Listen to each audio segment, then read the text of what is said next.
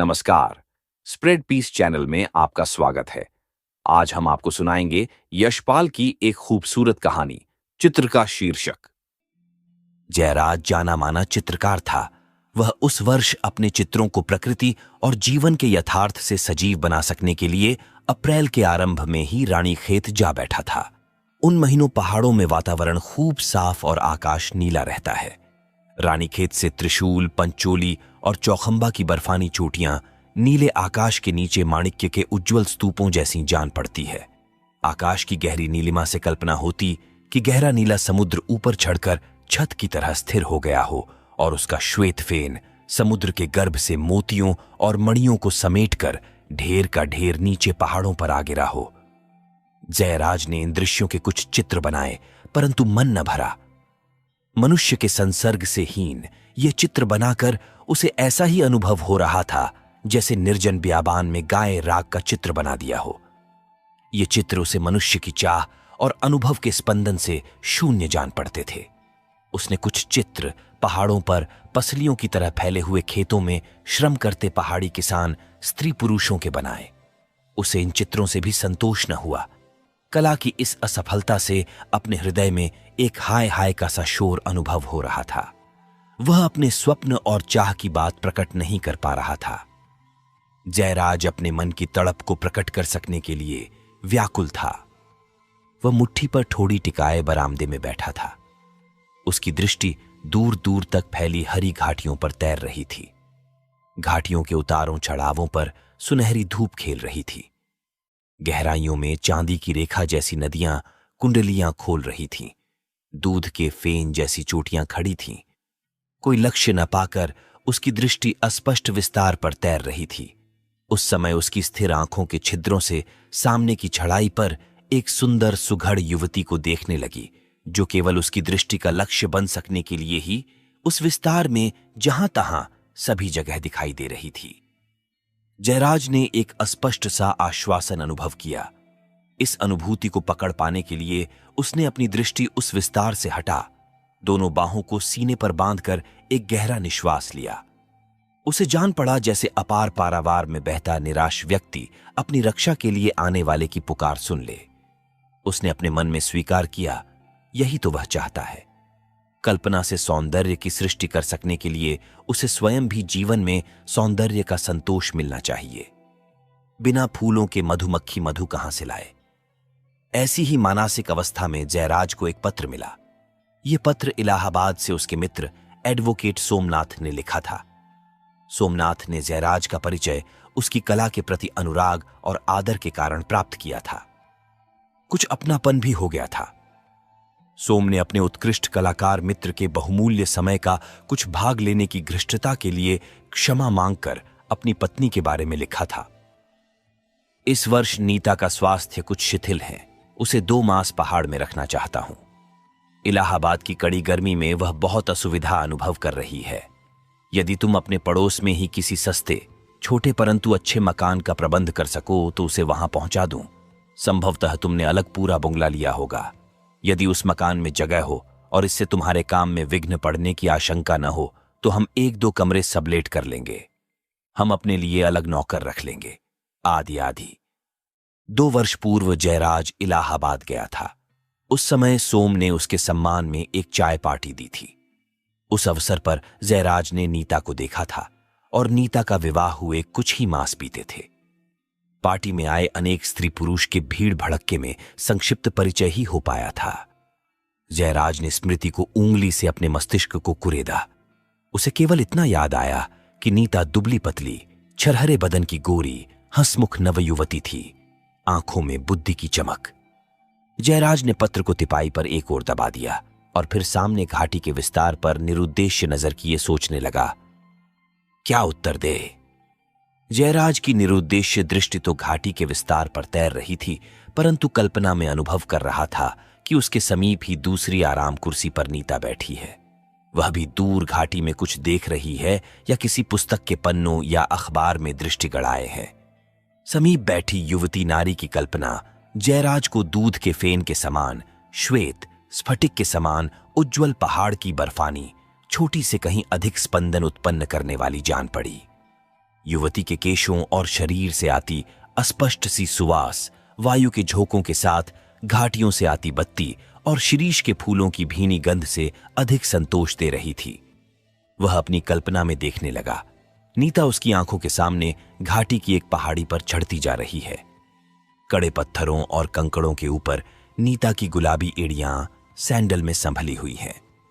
वह चढ़ाई में साड़ी को हाथ से संभाले हैं। उसकी पिंडलियां केले के भीतर के डंठल के रंग की हैं।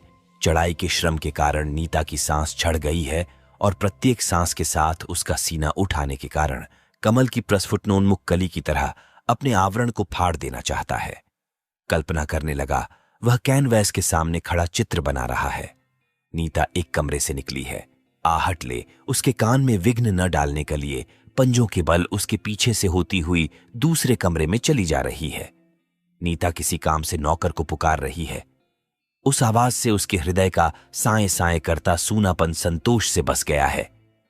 जयराज तुरंत कागज और कलम ले उत्तर लिखने बैठा, परंतु ठिठक कर सोचने लगा, वह क्या चाहता है? मित्र की पत्नी नीता से वह क्या चाहेगा? तटस्थता से तर्क कर उसने उत्तर दिया, कुछ भी नहीं। जैसे सूर्य के प्रकाश में हम सूर्य की किरणों को पकड़ लेने की आवश्यकता नहीं समझते, उन किरणों से स्वयं ही हमारी आवश्यकता पूरी हो जाती है, वैसे ही वह अपने जीवन में अनुभव होने वाले सुनसान अंधेरे में नारी की उपस्थिति का प्रकाश चाहता है। जयराज ने संक्षिप्त सा उत्तर लिखा, भीड़ भाड़ से बचने के लिए अलग पूरा ही बंगला लिया है। बहुत सी जगह खाली पड़ी है। सबलेट का कोई सवाल नहीं, पुराना नौकर पास है। यदि नीता जी उस पर देख रेख रखेंगी तो मेरा ही लाभ होगा। जब सुविधा हो आकर उन्हें छोड़ जाओ। पहुंचने के समय की सूचना देना। मोटर स्टैंड पर मिल जाऊंगा। अपनी आंखों के सामने और इतने समीप एक तरुण सुंदरी के होने की आशा में जयराज का मन उत्साह से भर गया। नीता की अस्पष्ट सी याद को जयराज ने कलाकार के सौंदर्य के आदेशों की कल्पनाओं से पूरा कर लिया। वह उसे अपने बरामदे में सामने की घाटी पर सड़क पर अपने साथ चलती दिखाई देने लगी। जयराज ने उसे भिन्न भिन्न रंगों की साड़ियों में, सलवार कमीज के जोड़ों की पंजाबी पोशाक में, मारवाड़ी अंगिया लहंगे में, फूलों से भरी लताओं के कुंज में, चीड़ के पेड़ के तले और देवदारों की शाखाओं की छाया में सब जगह देख लिया। वह नीता के सशरीर सामने आ जाने की उत्कट प्रतीक्षा में व्याकुल होने लगा, वैसे ही जैसे अंधेरे में परेशान व्यक्ति सूर्य के प्रकाश की प्रतीक्षा करता है। लौटती डाक से सोम का उत्तर आया। तारीख को नीता के लिए गाड़ी में एक जगह रिजर्व हो गई है। उस दिन हाई कोर्ट में मेरी हाजिरी बहुत आवश्यक है। यहां गर्मी अधिक है और बढ़ती ही जा रही है। मैं नीता को और कष्ट नहीं देना चाहता। काठगोदाम तक उसके लिए गाड़ी में जगह सुरक्षित है। उसे बस की भीड़ में न फंसकर टैक्सी पर जाने के लिए कह दिया है। तुम उसे मोटर स्टैंड पर मिल जाना। तुम हम लोगों के लिए जहां सब कुछ कर रहे हो, इतना और सही। हम दोनों कृतज्ञ होंगे। जयराज मित्र की सुशिक्षित और सुसंस्कृत पत्नी को परेशानी से बचाने के लिए मोटर स्टैंड पर पहुंचकर उत्सुकता से प्रतीक्षा कर रहा था। काठगोदाम से आने वाली मोटरें पहाड़ी के पीछे से जिस मोड़ से सहसा प्रकट होती थीं, उसी ओर जयराज की आंख निरंतर लगी हुई थी। एक टैक्सी दिखाई दी। जयराज आगे बढ़ गया। गाड़ी रुकी। पिछली सीट पर एक महिला अपने शरीर का बोझ संभाल न सकने के कारण कुछ पसरी हुई सी दिखाई दी। चेहरे पर रोग की थकावट का पीलापन और थकावट से फैली हुई निस्तेज आंखों के चारों ओर झाइयों के घेरे थे। जयराज ठिठका। महिला की आंखों में पहचान का भाव और नमस्कार में उसके हाथ उठते देख जयराज को स्वीकार करना पड़ा। मैं जयराज हूं। महिला ने मुस्कुराने का यत्न किया। मैं नीता हूं। महिला की वह मुस्कान ऐसी थी जैसे पीड़ा को दबाकर कर्तव्य पूरा किया गया हो। महिला के दुबले हाथ पांवों पर लगभग एक शरीर का बोझ पेट पर बंध जाने के कारण उसे मोटर से उतरने में भी कष्ट हो रहा था। बिखरे जाते शरीर को संभालने में उसे ही असुविधा हो रही थी, जैसे सफर में बिस्तर के बंद टूट जाने पर उसे संभलना कठिन हो जाता है। महिला लंगड़ाती हुई कुछ ही कदम चल पाई कि जयराज ने एक डांडी डोली को पुकार उसे 4 आदमियों के कंधों पर लदवा दिया। सौजन्य के नाते उसे डांडी के साथ चलना चाहिए था, परंतु उस शिथिल और विरूप आकृति के समीप रहने में जयराज को उबकाई और ग्लानि अनुभव हो रही थी। नीता बंगले पर पहुंचकर एक अलग कमरे में पलंग पर लेट गई। जयराज के कानों में उस कमरे से निरंतर आह ऊं की दबी कराहट पहुंच रही थी। उसने दोनों कानों में उंगलियां दबाकर कराहट सुनने से बचना चाहा, परंतु उसे शरीर के रोम रोम से वह कराहट सुनाई दे रही थी। वह नीता की विरूप आकृति, रोग और बोझ से शिथिल, लंगड़ा लंगड़ा कर चलते शरीर को अपनी स्मृति के पट से पोंछ डालना चाहता था, परंतु वह बरबस आकर उसके सामने खड़ा हो जाता। नीता जयराज को उस मकान के पूरे वातावरण में समा गई अनुभव हो रही थी। जयराज का मन चाह रहा था बंगले से कहीं दूर भाग जाए। दूसरे दिन सुबह सूर्य की प्रथम किरणें बरामदे में आ रही थीं। सुबह की हवा में कुछ खुश्की थी। जयराज नीता के कमरे से दूर बरामदे में आराम कुर्सी पर बैठ गया। नीता भी लगातार लेटने से ऊबकर कुछ ताजी हवा पाने के लिए अपने शरीर को संभाले लंगड़ाती लंगड़ाती बरामदे में दूसरी कुर्सी पर आ बैठी। उसने कराहट को गले में दबा जयराज को नमस्कार कर हालचाल पूछकर कहा, मुझे तो शायद सफर की थकावट या नई जगह के कारण रात नींद नहीं आ सकी। जयराज के लिए वहां बैठे रहना असंभव हो गया। वह उठ खड़ा हुआ और कुछ देर में लौटने की बात कह बंगले से निकल गया। परेशानी में वह इस सड़क से उस सड़क पर मीलों घूमता इस संकट से मुक्ति का उपाय सोचता रहा। छुटकारे के लिए उसका मन वैसे ही तड़प रहा था जैसे चिड़ीमार के हाथ में फंस गई चिड़ियां फड़फड़ाती है। उसे उपाय सूझा। वह तेज कदमों से डाकखाने पहुंचा। एक तार उसने सोम को दे दिया। अभी बनारस से तार मिला है कि रोगशैया पर पड़ी मां मुझे देखने के लिए छटपटा रही हैं। इसी समय बनारस जाना अनिवार्य है। मकान का किराया 6 महीने का पेशगी दे दिया है। नौकर यहीं रहेगा। हो सके तो तुम आकर पत्नी के पास रहो। यह तार दे। वह बंगले पर लौटा। नौकर को इशारे से बुलाया। एक सूटकेस में आवश्यक कपड़े ले उसने नौकर को विश्वास दिलाया कि 2 दिन के लिए बाहर जा रहा है। सोम को दी हुई तार की नकल अपने जाने के बाद नीता को दिखाने के लिए दे दी और हिदायत की, बीबी जी को किसी तरह का भी कष्ट न हो। बनारस में जयराज को रानीखेत से लिखा सोम का पत्र मिला। सोम ने मित्र की माता के स्वास्थ्य के लिए चिंता प्रकट की थी और लिखा था कि हाईकोर्ट में अवकाश हो गया है। वह रानीखेत पहुंच गया है। वह और नीता उसके लौट आने की प्रतीक्षा उत्सुकता से कर रहे हैं। जयराज ने उत्तर में सोम को धन्यवाद देकर लिखा कि वह मकान और नौकर को अपना ही समझकर निस्संकोच वहां रहे। वह स्वयं अनेक कारणों से जल्दी नहीं लौट सकेगा। सोम बार बार पत्र लिखकर जयराज को बुलाता रहा, परंतु जयराज रानीखेत न लौटा। आखिर सोम मकान और सामान नौकर को सहेज नीता के साथ इलाहाबाद लौट गया। ये समाचार मिलने पर जयराज ने नौकर को सामान सहित बनारस बुलवा लिया।